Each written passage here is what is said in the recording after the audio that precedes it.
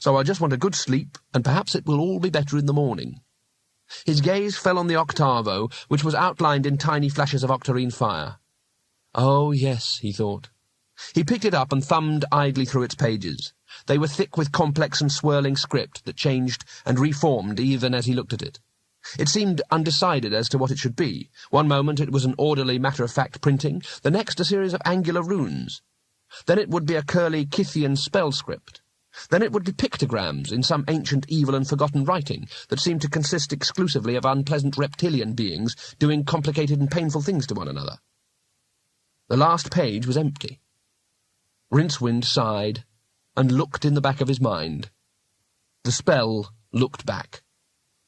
He had dreamed of this moment, how he would finally evict the spell and take vacant possession of his own head and learn all those lesser spells which had up until then been too frightened to stay in his mind. Somehow he had expected it to be far more exciting. Instead, in utter exhaustion and in a mood to brook no argument, he stared coldly at the spell and jerked a metaphorical thumb over his shoulder. "You, out." It looked for a moment as though the spell was going to argue, but it wisely thought better of it.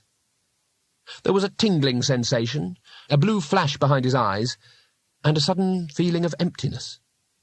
When he looked down at the page, it was full of words.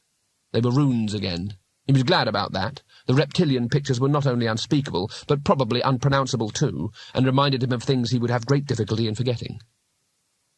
He looked blankly at the book while Twoflower bustled around unheeded, and Cohen tried in vain to lever the rings off the stone wizards. He had to do something, he reminded himself. What was it now? He opened the book at the first page and began to read, his lips moving and his forefinger tracing the outline of each letter. As he mumbled each word, it appeared soundlessly in the air beside him, in bright colours that streamed away in the night wind. He turned over the page. Other people were coming up the steps now, star people, citizens, even some of the patrician's personal guard.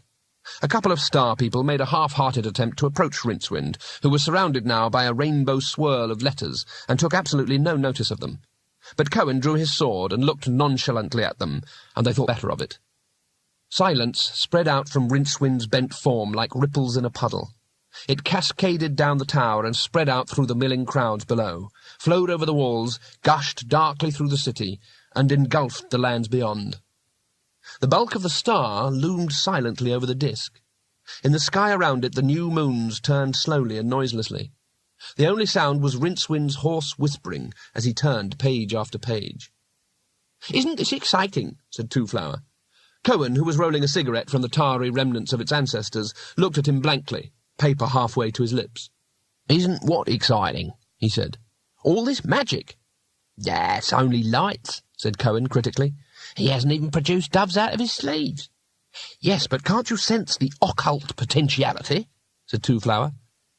Cohen produced a big yellow match from somewhere in his tobacco bag, looked at Wirt for a moment, and with great deliberation struck the match on his fossilized nose.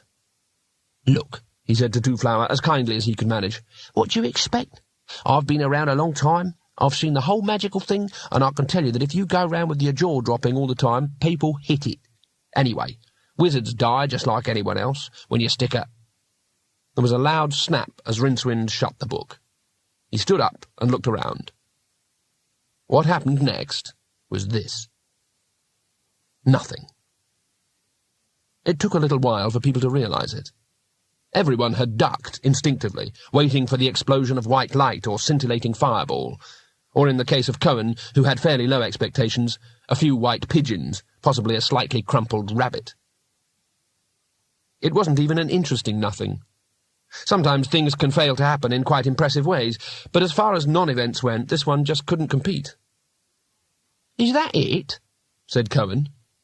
There was a general muttering from the crowd, and several of the star people were looking angrily at Rincewind.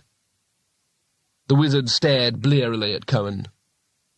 "I suppose so," he said. "But nothing's happened."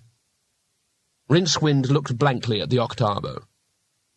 "Maybe it has a subtle effect," he said hopefully. "After all, we don't know exactly what is supposed to happen." "We knew it!" shouted one of the star people. "Magic don't work! It's an illusion!" A stone looped over the roof and hit Rincewind on the shoulder.